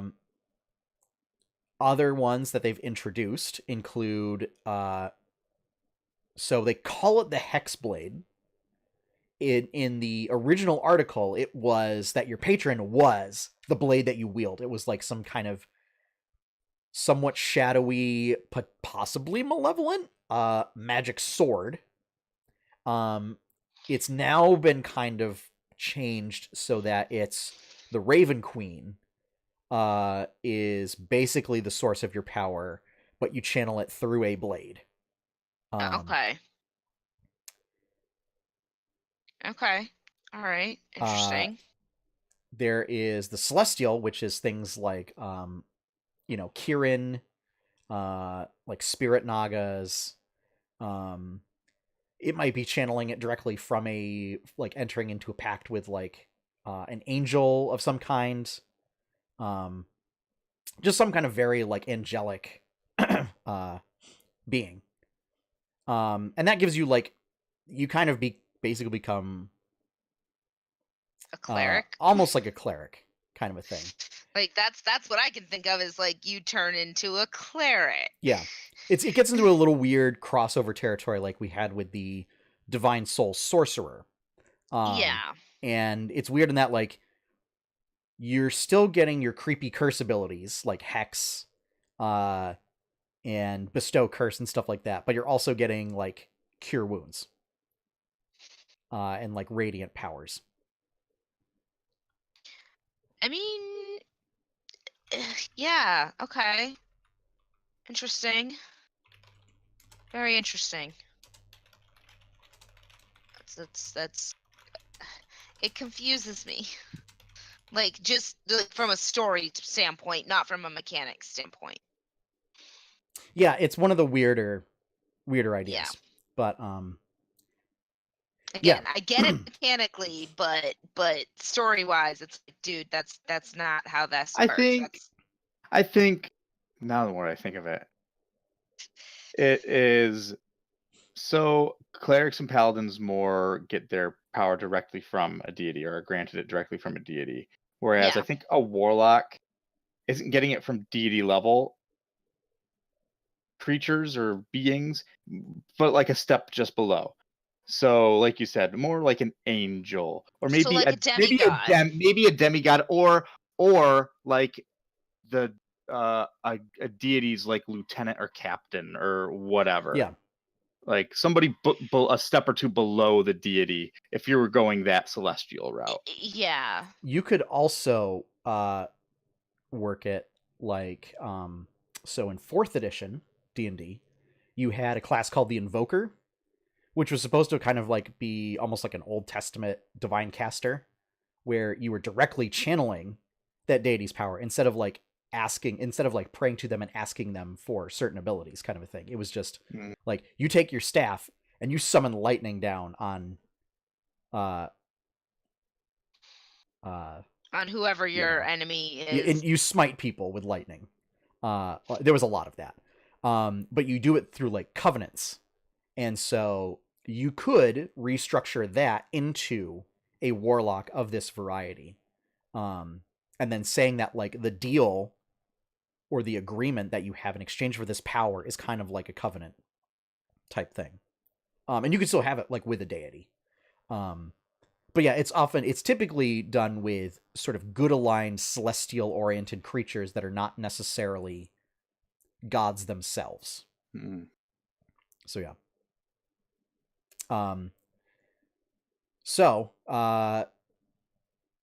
Yeah, so that gives you a bunch of healing and divine abilities. Let's see, the Hexblade gives you the ability to use a sort of magical weapon that you can take other weapons and transform it into your Hexblade, kind of a thing. So that essentially your weapon eats other weapons and gains their powers. You also have some weird death-like abilities like raising specters and stuff. Fans of Critical Role will know that Ford is a Hexblade. And so he's just straight up Hexblade. They've kind of reworked the lore a little bit so that it's not just the Raven Queen, because that would be a little weird. You already did that. Been there, done that. Yeah. Dealt with her already. The Great Old Ones, you get a bunch of psychic powers. So you get telepathy, you get the ability to charm people, dominate people, lots of weird sort of stuff involving psychic and telepathy, psychic powers and telepathy. Interesting. We talked about the Fiend. The Archfey give you a lot of charming type abilities, but it's more of glamour and beguiling, to the point that you might use a reflexive charm to make people not want to attack you, forcing disadvantage on their attack roll, kind of a thing. Yeah. Or you put them in a nightmare slumber. So you cause them to fall asleep, and they wake, quote unquote, wake up in a nightmare realm that they just are trapped in, until they wake up. Oh my god, that's not terrifying at all. Yeah, I mean, you could simulate it as just like you're in a hedge maze and you can't get out. Yeah, but, you know. that's not terrifying at all. Yeah. That is like so not like okay. Yeah. Yep. So, That's scary. Warlocks are also unusual in that they get like 2 levels of customization, which is a little weird because like most other classes get, you basically pick your path, right, at level 3, or in some cases level 2 or whatever. So they're kind of like paladins in that you pick like your oath for paladin, but then you also get with your patron, but then you also get what kind of pact you have. So this further kind of gives you another level of customization. So as of right now, I believe there's only 3 pacts that have been published. There's Pact of the Blade, Pact of the Chain, and Pact of the Tome. So Pact of the Blade it's a little weird with Hexblade because it's also you get like a magic weapon that you can then like summon to your hand and you can dismiss and stuff like that. So sort of like the fighter's Eldritch Knight is you can like dismiss your weapon and then go into some place and then like call it back, kind of a thing, so that you're always armed. And you get other abilities related to that. Pact of the Chain is you get a familiar, and it's an improved familiar. So it's unusual in that familiars normally are not able to attack. Improved familiars are. Oh. It's also, you can have an imp, a quasit, a what now? A walk it in my pocket? What? An imp, which is basically one of the little tiniest of devils. One. A quasit, which is the little tiniest of demons. Oh, okay. Yeah, that one I wasn't sure. I'm like, what, a walk it in my pocket? Like, what are we doing here? A pseudo dragon. Oh yeah. Which is basically a little tiny dragon. Yeah, he's a little tiny dragon. And then it can go on your neck like a cat. Yeah. And then a sprite. So you could actually get a little pixie so technically not a pixie, but like a little fairy companion hangs out with you. Can detect people's true nature of what's in their hearts and shoot people with little sleep arrows. Typically, your familiar's attacks deal like 1 point of damage, but they often have rider effects. So basically everybody but the sprite has poison, and then the sprite like can put people to sleep if it hits them with an arrow, kind of a thing. But they're mainly for just having a higher level of utility, and being a little sturdier than normal familiars. The last one, Pact of the Tome, is you basically get a spell book. And that allows you to pick spells from outside the Warlock class that you're able to use. That's kind of nice. Yes. Very strong. Yeah. It's particularly strong. There are invocations that specifically augment these abilities. And one of them for Pact of the Tome is your book now also becomes a ritual book. So now you can ritual cast, and it's I think you get to pick anything.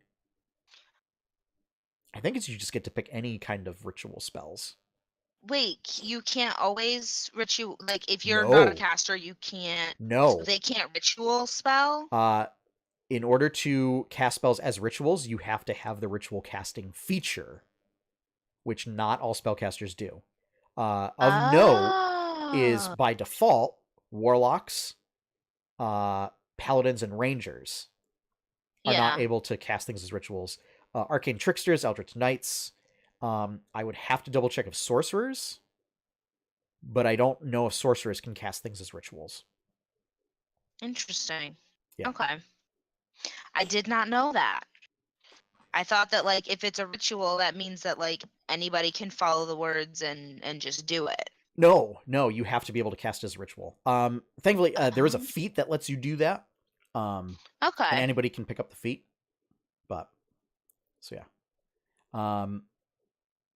And yeah. Basically that kind of sums it up. So like Warlock's really big if you want to play a character that like has entered in some kind of a bargain, because like that's kind of the core theme of the class. But it could also be something like, you know, if you want to play a witch, like a very traditional witch, where, you know, you're doing kind of weird magic and, you know, occasionally maybe throwing a curse at somebody, you know, play a warlock and say that your magic comes from a particular being that you've sworn fealty to. Another take is you have seemingly tricked this being into giving you power that you are now using to then take down that being. Yeah. So that sounds like dangerous. One of the archetypes that they throw out there in the player's handbook is like someone that was desperate and felt like they had to enter into a bargain and entered into a bargain with a fiend, but is now using that power to stamp out fiends wherever they go. Of particular note is there are no mechanics for breaking your pact like there is with breaking your oath for paladins.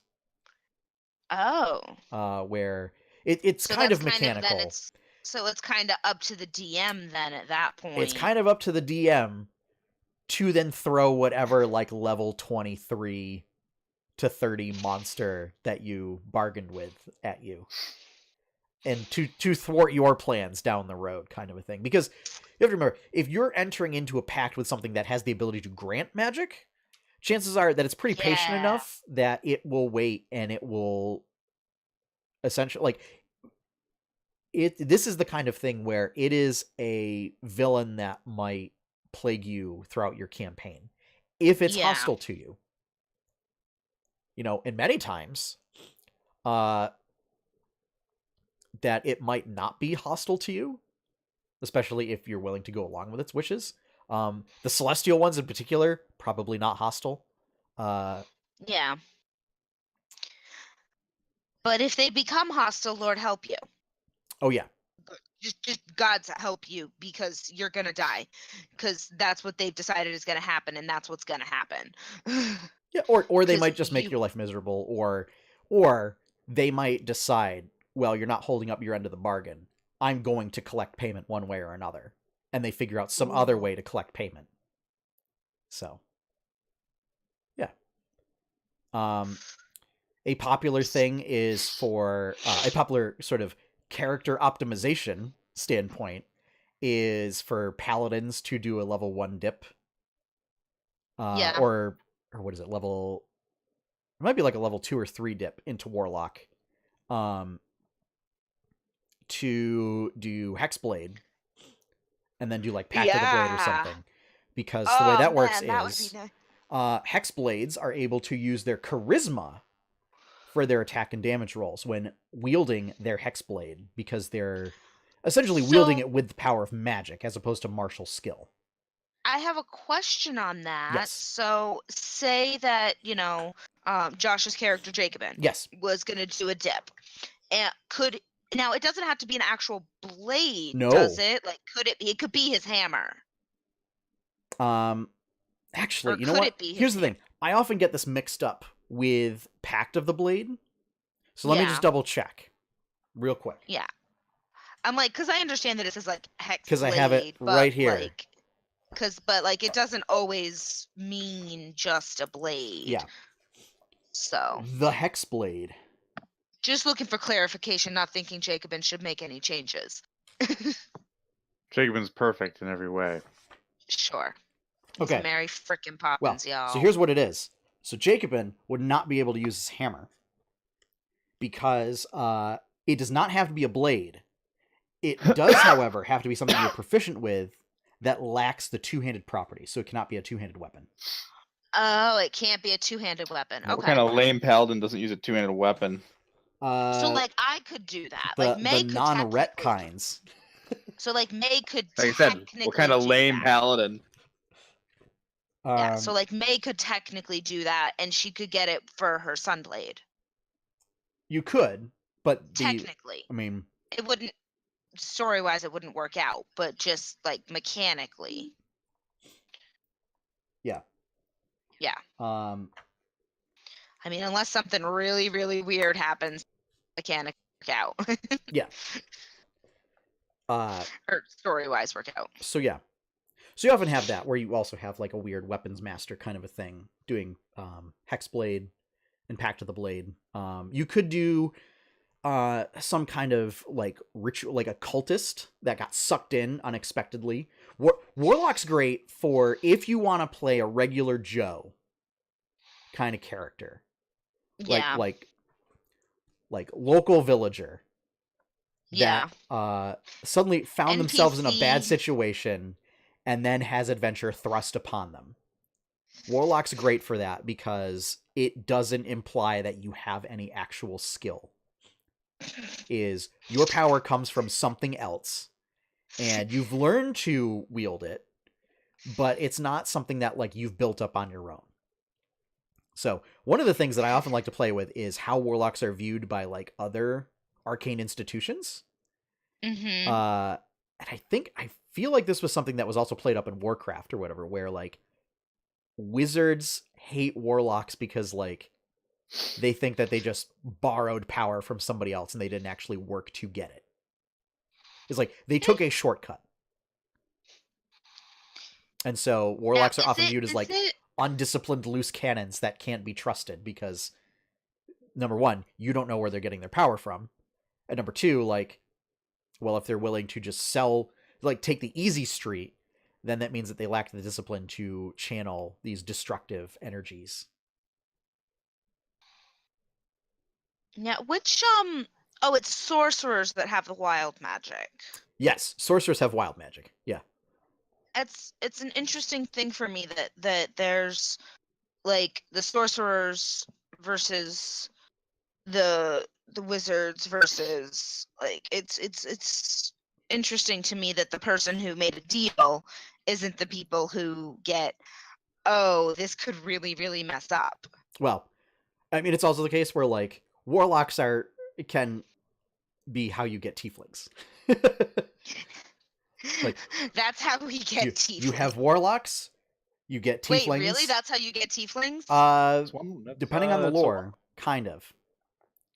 What? It's typically in some of the lore for various games. It's there was a nation that was at war with it. So like in 4th edition, it was there was a nation of humans that was at war with a nation of Dragonborn. Those humans were losing the war, and so they made a deal with archdevils to try and win the war. And I think they did win the war, but at a terrible cost. One of the costs was both nations were destroyed. The other cost was everybody was just turned into tieflings as part of the deal. Yeah. So. Don't know how I feel about that, but that is. Yeah. Like as a result of that, but yeah. Yeah. I don't know what the lore is for 5th edition, particularly in the Forgotten Realms, because it's weird. But anyway, tieflings are something else entirely. They are one of the considered one of the quote-unquote preferred races for warlocks. Just because a lot of their... I didn't know that there were preferred... it mostly lines up with ability score increases and sort of the inherent bonuses for that species. I did not realize that was a thing. So like wood elves make great rangers and rogues. Dwarves make great fighters. High elves and gnomes make great wizards. That kind of a thing. Okay. Yeah. Okay. So. Yeah. That makes sense. I was like preferred. Wait, does that mean it's like has to be like that way? Because I've always usually played a rogue elf. Yeah. Like I haven't really. This going into Josh's game is going to be my first experience not being a rogue and not being an elf. Yeah. And I went Tiefling Bard. Yeah. But do you have any questions, Courtney, about the Warlock? Any No, further I questions? think that I think I got it now. Yeah. It's basically It's curses, borrowed power, and just a weird level progression that doesn't really match up with anybody else. To the point that their own style of magic is not called spell casting, it's called pact magic. So when you're a warlock, you have a different spellcasting class feature than other classes do. And to that point, it does not stack. This has been recently clarified. Is that before the thought was you would trade out your spell slots in warlock with like other spell slots. Now it seems like you can't do that. So pact magic only works with pact magic. wow. Right. The other way that their pact magic is weird is a limited number of spells. You have a limited number of spell slots. Yeah. You don't get like a number of spell slots for each level. You just have spell slots, and they're automatically at the highest level that you would be able to cast. Yeah. There is no upcasting or downcasting with a warlock. So like, okay. I don't think it's on their class list, but like, let's say that you have fireball, right? Yeah. So let's say that you're a warlock with a fiendish patron. That gives you Burning Hands as a spell. So Burning Hands. Burning Hands is automatically cast at the highest level that you're able to cast when you spend a spell slot. So, like if you're level 5, you cast a 3rd level Burning Hands every time you cast it. So you don't run... So you have a certain number of spells you can do, and you have a certain number of spells, or that and then you have a certain number of spells you do, but whatever your level of spell caster is the level that your things are going to be at. Well, your class level determines the highest level of spell that you can cast. Yeah. But you always cast it at the highest level. Yeah. What I'm saying is, like, you don't have, like, unless it's a first level spell, it's not a first level spell slot. You can cast X number of spells. Correct. You just it just whatever it is, it's no upcasting. It is what it is. Yeah. Automatically cast at the highest possible level you cast it at. Yeah. So how like a 3rd level wizard will have... have... But if it's a 2nd level spell and you use no 3rd level spells, is it then upcast to a 3rd level? Yeah, it's always upcast to the highest level spell that you're able to cast. So it's always upcast to the highest. Yeah. Okay. Automatically, no matter what. So, and you have way less spell slots than every other caster. Yeah. So like but you also get them back after every short rest. Correct. Yes. But you have to take a short rest. Your DM has to allow you to rest. Yeah, some DMs don't do that. Welcome to my game. Yeah. Oh, great. That's why some of us are glad that we don't have any class features that come back on after short rest. When half your party is fighters who get everything back in a short rest. Yeah. Josh's basically defense against the party going OP is just nobody gets a short rest ever. Oh, great. This is going to be fun. Yeah. It's also, I know lots of DMs, and that also fits my style as into wear you down and like make you really feel the pressure of your choices and what you do. Oh, yeah. I mean, that's basically kind of how D&D is meant to be played, quote unquote. I played with my students last week, and it was like they were in the middle of a combat. Like when they learned they could... Like they did a thing, they had a combat, and I'm like, okay, you can't for the night, and you get everything back, and you're healed. They're like, oh, really? I'm like, yep. And then in the middle of the next combat, like, can I go to sleep right now? I was like, you're fighting a chimera. No. You had to fighting a chimera. They're like, well, I want to run around like out of this tower and like downstairs and sleep while everyone else fights. I'm like, no, that's not how this works. Yes, the Chesto Rest Mage, my favorite class. Yeah, so they were thinking video game. I'm like, it's not a video game. You have to think. It's not like, oh, I'm just gonna like go like recharge for a second. It's not Halo. I'm gonna have my shields recharge and I'm gonna pop back out, right? So that was fun messing with them with that, but yeah. What you mean? Wait, you mean I just can't do that? No. And it's also recommended that you don't try. Yeah. I told him if you want to lay down on the middle of the ground while this fight is going on, be my guest. Yep. But you're gonna die. Probably. Probably. So yeah, I think with that, that's going to wrap it up for this week. Any final closing thoughts? I am going to go to the grocery store in the morning, either before or after breakfast, and Okay. I am going to go get all the amazingly sugary, stupidly sugary cereals that there are out there now, that were most recently released by Post, like Okay. Pop-Tart cereal. Okay. What? That's Didn't a know real that was thing. a thing. That's a real thing again. Hey, check whatever your local happened- supermarket. One of the first podcasts I did, we talked about like the video game cereals, like The the Mega Man. Lucios? The Yeah. Lucios. Yeah, those are out too. Do you guys have the Mega Man cereal at GameStop? No, Oh. we do not. You were supposed to. What's going on? I don't think we're cool enough to get those cereals. No, I think it's actually I think it might be a Mass State Law thing where we don't have the right facility to handle food. Oh God. So it might be something like that because Like I've an ordinance never thing. Yeah. That's it's okay. it's an ordinance Shouldn't basically. be eating sugar I anyway. know that like Hot Topics have theirs. I've seen them different places. It might be that our store specifically just can't have it here in Allendale. But we've not gotten those cereals.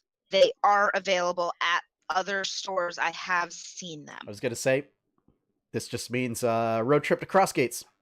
Yes, I road was- trip to Crossgates. I Absolutely. was just there Because last weekend, Box Lunch had them. and I didn't go into Box since I went to J Street. Oh. No, yeah, Box Lunch had theirs when I went for shopping.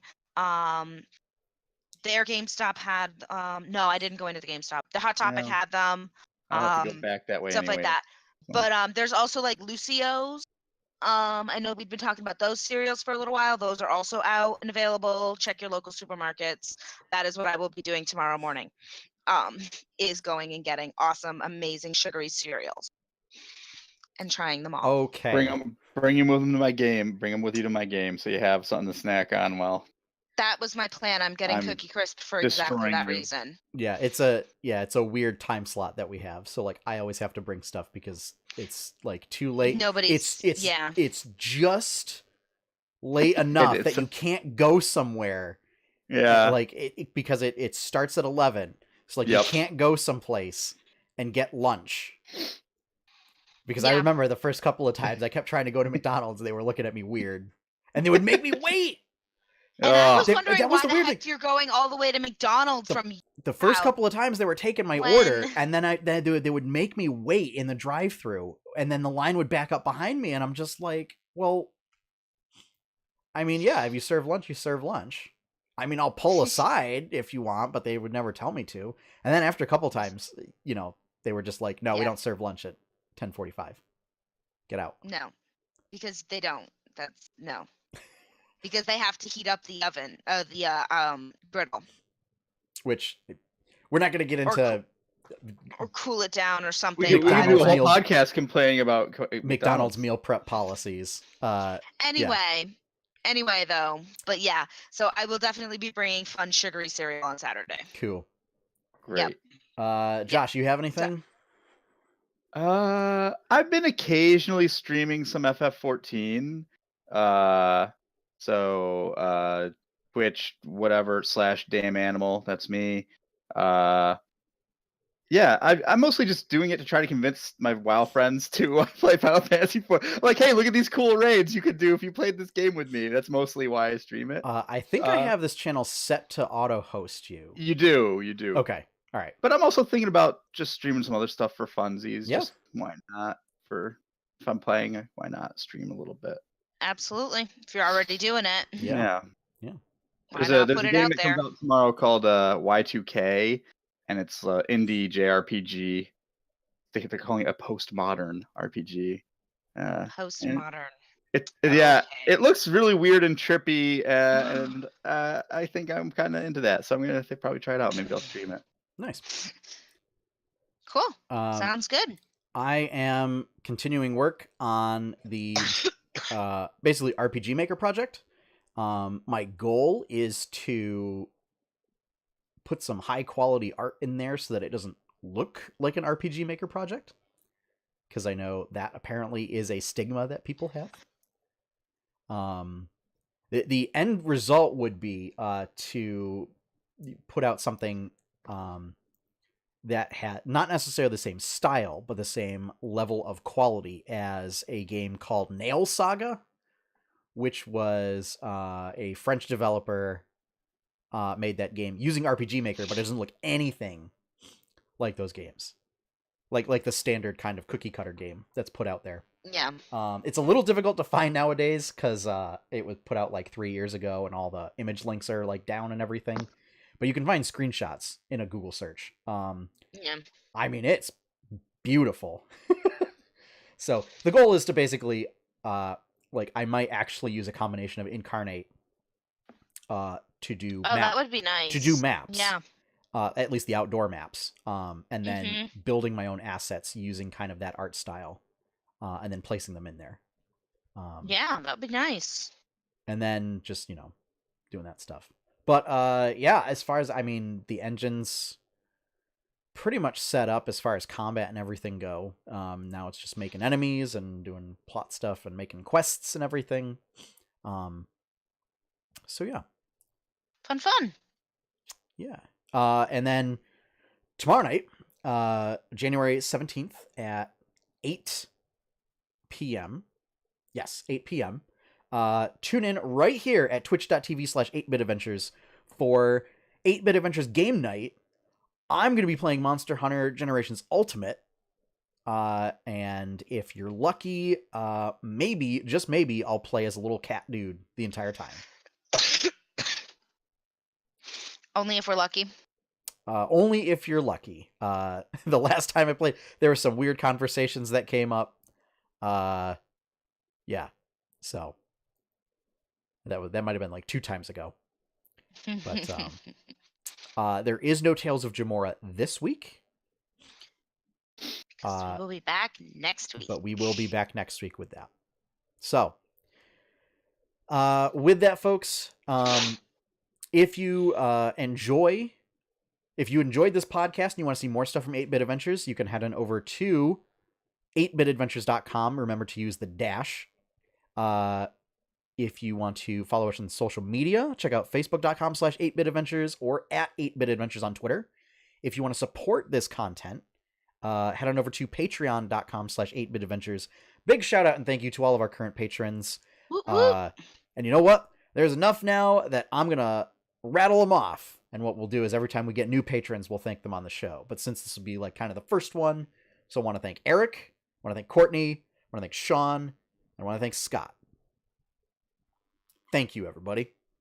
You are helping to keep the lights on and helping to grow this project. You guys are all right. This business. Cool things that we might do if we get enough stuff is get more microphones, or more cameras, lighting, have like an actual like studio setup kind of a thing. More patrons equals more comics. So at a certain patron level, we'll get more 8-Bit Adventures comics each week. So there is that. Yeah. Let's see. So our opening and closing covered, theme song. Yeah, so we did that. Well, it's no longer closing theme. So our opening theme is one up by the illustrious Professor Shy Guy. You can find his work over at professorshyguy.bandcamp.com. With that, folks, we are going to bounce out. So have fun, happy gaming, and enjoy your pie cake. Bye, everybody. Bye.